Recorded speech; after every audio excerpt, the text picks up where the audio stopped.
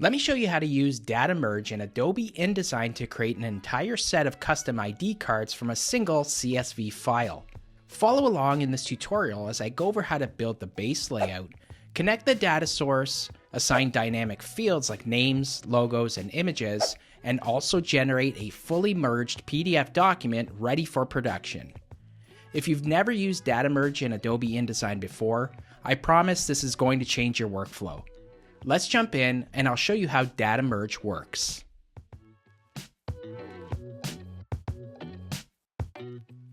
On my screen, I have a Google spreadsheet that will become the data source for my InDesign document. It's made up of 5 columns and 5 rows, and you can see in the top left-hand corner, I've named it Name Tags. In the first row of this spreadsheet, this is where you're going to put all of your categories for the data merge. For example, in the first cell, I have main name, and underneath in that same column, I have the names of the directors of this company. To the right here, you can see I have the category called job title, followed by the 4 job titles. I also have a category called @background. Whenever you're using an image in a data source file like this, it's important to use the @ symbol so InDesign can recognize where the image is saved and where it can pull the data from. You can see that here I have 4 background images in a folder, and it's important to use the complete path of where it's saved. It's on my desktop in a folder called Name Tags, and the file name is background1.png. I have background2.png, background3.png, and background4.png. To visualize this better, I'm going to bring over my Finder window, and you'll see that in the folder called Name Tags, I have an image called background1, there's background2, background3, and background4. I've done the same thing here in the spreadsheet @image with the path of where that image is saved, all 4 of them. These are the main images, and you can see them here.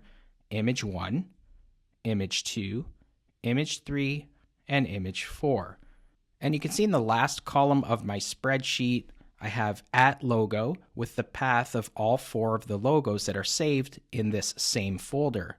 Here they are here, logo 1, logo 2, logo 3, and logo 4. Now, before we jump over to InDesign, we're going to have to save this spreadsheet as a comma-separated values file, or CSV for short.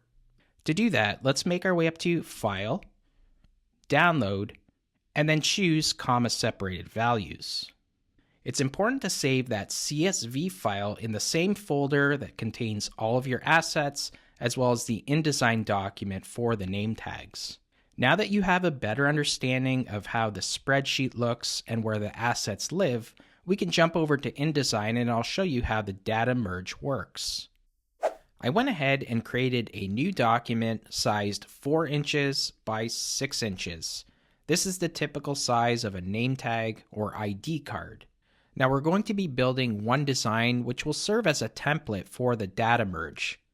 Think of this as if you had 50 ID cards or name tags that you had to create. Instead of creating 50 individual name tags, you can contain it on one page using the data merge. But first, we'll have to create the design. As a first step, I'll click on the rectangle frame tool and create a shape that fills the entire space of the page. And this will serve as the background. So in this case, I'm going to bring in background 1. I'm just going to drag and drop it right into that frame.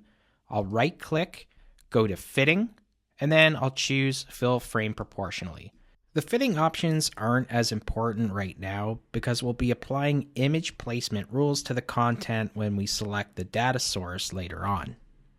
Next, I'm going to click on the rectangle frame tool again, and I'm going to draw another frame down below, and I'm going to give this a white color, which I already have here in my swatches panel.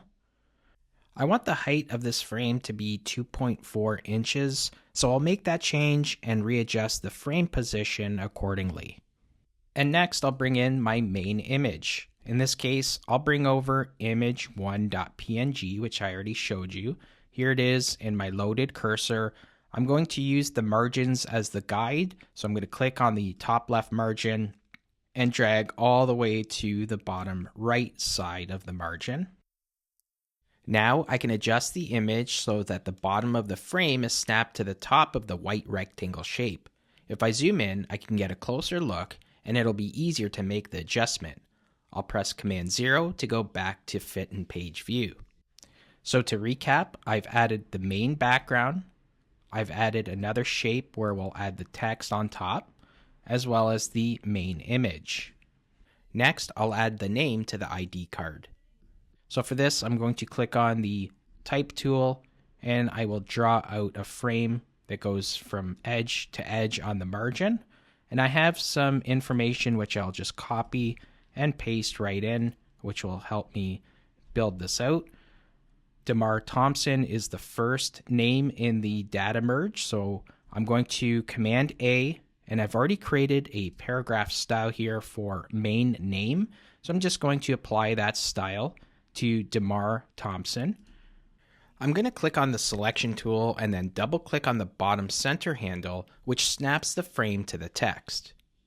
Next, I'll click the Type tool once again and draw another text frame directly underneath the main name. This will be the job title text. And again, I'm just going to copy the text here that I have in a separate file, which will also be available to you with the exercise files. And this will be the job title. I'm going to Command A to select all, and I'll choose job title. Again, I'll click on the selection tool and double click the bottom center handle to make that snug around the text. I'll draw out one more text frame. I'll start on the left side of the margin and maybe go something like this.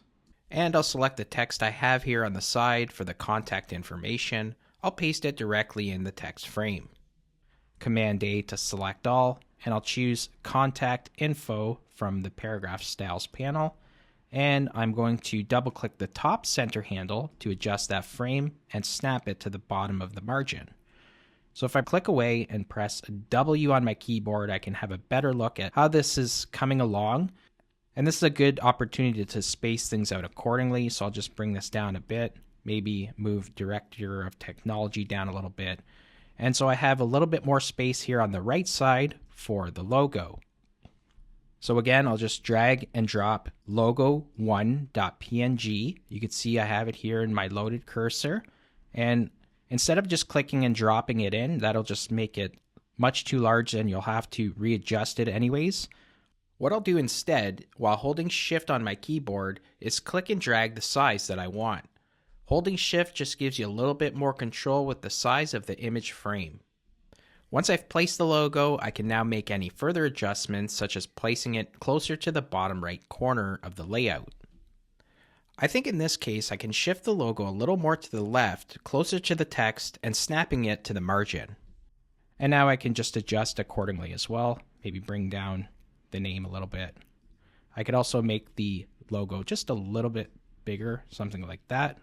And just some final adjustments, I can click that logo and nudge it down a little bit more so that the bottom is aligned with the contact information.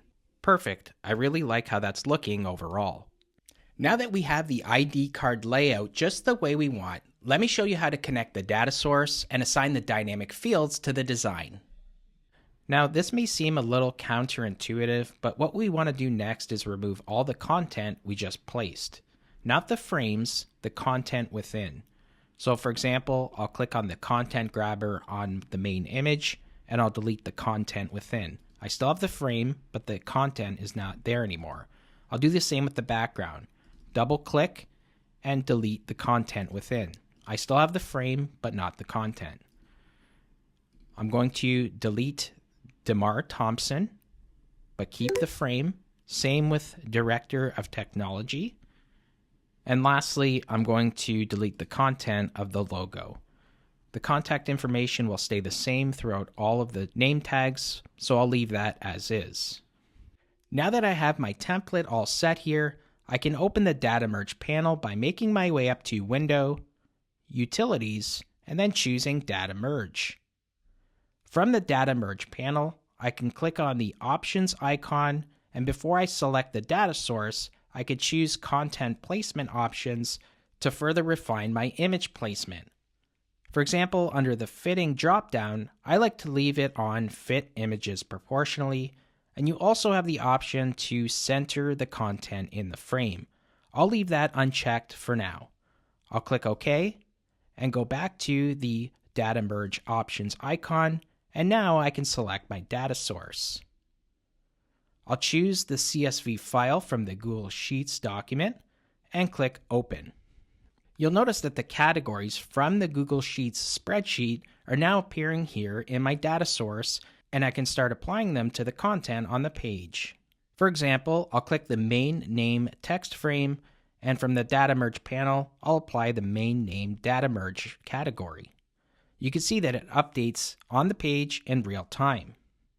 I'll do the same for the job title. I'll click on it once, and then from the Data Merge panel, I'll click Job Title. Now I can start applying the Data Merge categories to the images. I'll click on the background frame, and from the Data Merge panel, I'll click Background. You'll notice that there's now a dashed border around the frame, and once you see that, you know that the Data Merge has been applied. I'll do the same for the main image. I'll click on that frame once and click Image. And finally, I'll click on the logo frame in the bottom right-hand corner, and from the Data Merge panel, I'll click Logo. Now, you won't see any of the content appear on the page until you click on the preview box located in the bottom left-hand corner of the Data Merge. Once I do that, I can now scroll through all 4 instances of the name tags. There's the first, DeMar Thompson. I'll click the right arrow to view the next record, which is Jessica Lockhart. I'll click the next one, Kirk Garriston, and I'll click the last one, Annie Chung. I can click on the left arrow to preview the previous records. So in other words, I could just make my way back to the first design in the Data Merge. To view the content without the dashed borders and the guides, simply click away and press W on your keyboard, and you can see that I have all the content there from the Data Merge file. The ID cards are finished, and now I'm ready to export the project. Let me show you how to create a merged PDF document in just a few clicks. To batch export the document, in the Data Merge panel, click on the Options icon once again, and here you have one of 2 options. You can export to PDF, which we'll do momentarily, or you can create a merged document, which essentially takes the 4 records and creates a new InDesign document with all 4 of the designs. In this example, I'm going to click Export to PDF. This will bring up the Create Merged Document window. Under Records to Merge, I'll choose All Records, and next to Records per Document Page, I'll choose Single Record. I'll go ahead and click OK. This brings up the Export Adobe PDF window, where I can choose to export as all pages, and I also like to choose View PDF after exporting, and ensure that under Viewing, it's set to Fit Page. Once I have those settings in place, I'll click Export to export the merged document. I'll save it in the same folder with all my other assets from the Data Merged document, and I'll click Save. This will automatically open in Adobe Acrobat, and now we can preview it here. You can see there's the first ID card, the second, the third, and the fourth.